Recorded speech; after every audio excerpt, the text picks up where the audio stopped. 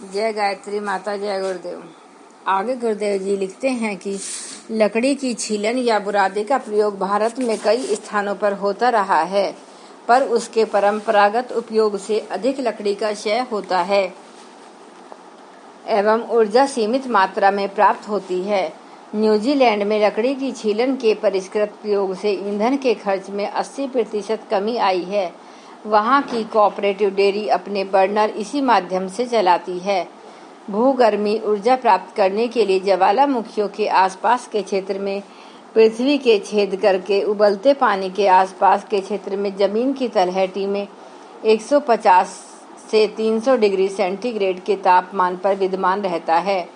Turbine चलाकर विद्युत पैदा की जाने लगी है। ज्वालामुखियों की संख्या सारे विश्व में 850 है, जिनमें से 615 सक्रिय एवं शेष प्रसुप्त हैं।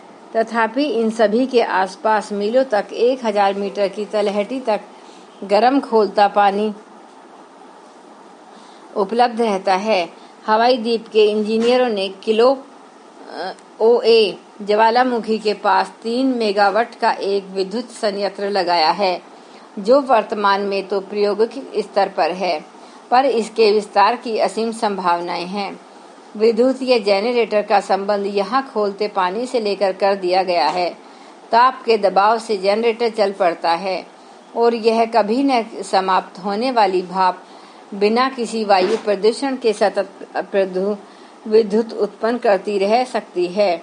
वैज्ञानिकों ने भूगर्भीय जल का अधिकतम तापमान 358 डिग्री सेंटीग्रेड पाया है, जो भविष्य में संभवतः 590 मेगावाट की विद्युत शक्ति का उत्पादन कर सकेगा।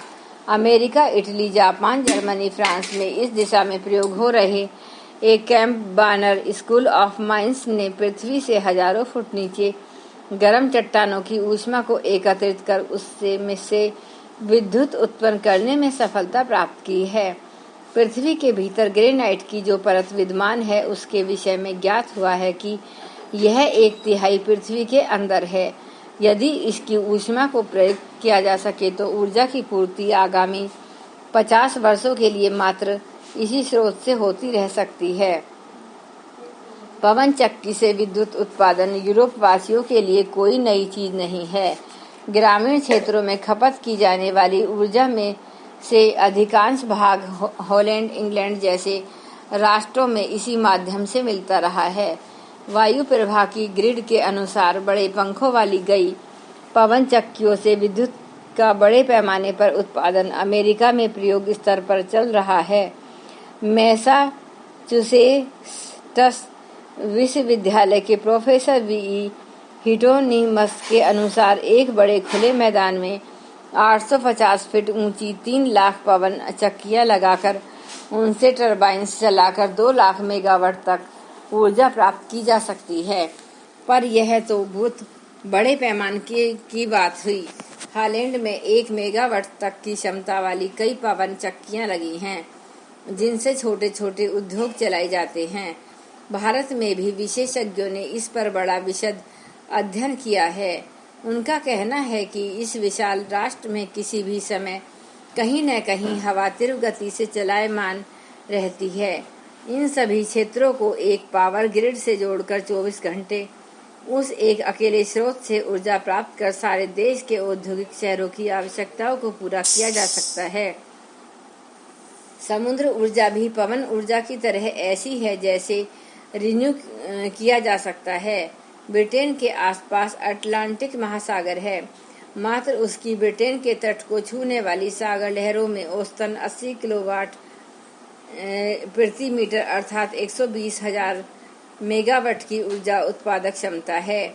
यदि इसमें से 1/3 नष्ट हुई भी मान ली जाए तो शेष से सारे ब्रिटेन की ऊर्जा पूर्ति हो सकती है। फिर भारत का सागर तट तो और भी सुविस्तृत है। जवार भाटों से ऊर्जा उपलब्ध कराने के प्रयास फ्रांस में लॉरेंस नामक स्थान पर तथा रूस में किसलाया युवा में चल रहे। दोनों ही स्थानों पर 240 मेगावाट के संयंत्र सफलतापूर्वक चल रहे हैं। कहते हैं कि समुद्र मंथन से 14 रत्न निकले थे। आज वैज्ञानिक ऊर्जा रूपी रत्नों की प्राप्ति के लिए समुद्र मंथन कर रहे हैं। धरती के संपूर्ण भूभाग का 2/3 हिस्सा पानी से ढका है। यदि इस सारी शक्ति का सदुपयोग संभव हो सके तो ऊर्जा संसाधनों के अपरिमित स्रोतों का नया द्वार खुलता है। सार्यफन पद्धति एवं पानी की शक्ति उद्दजन को अलग कर इससे ऊर्जा प्राप्ति के प्रयोगात्मक प्रयास तो अब कई राष्ट्रों में चल रहे हैं। जल विद्युत की कुल क्षमता का मात्र 5% भारत प्रयुक्त कर पाया है। प्रतिवर्ष लगभग 860 घन मीटर बर्फ पिघलकर हिमालय से नीचे आती है। अधिकांश सागर में जाकर व्यर्थ हो जाती है।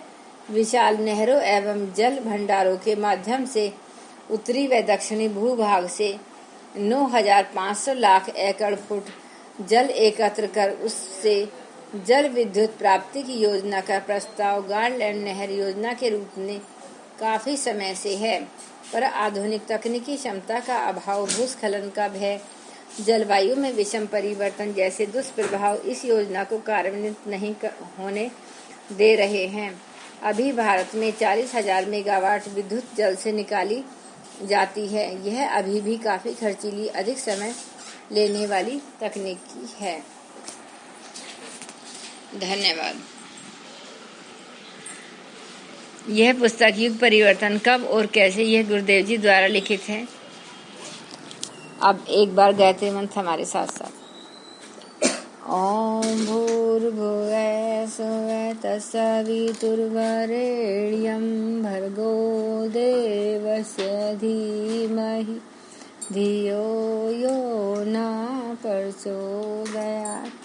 जय गायत्री माता, जय गुरु।